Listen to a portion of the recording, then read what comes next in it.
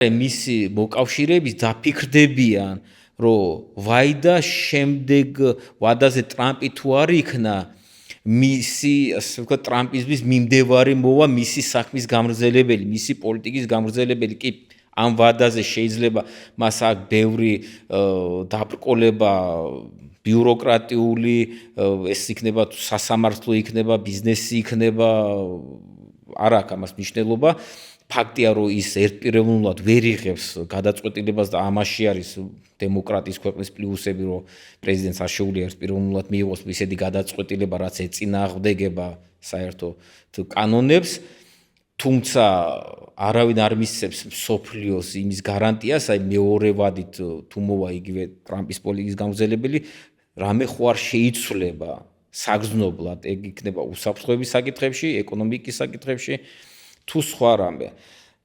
დარწმუნებულია ყველა ეს ქვეყანა ამაზე ფიქრობს.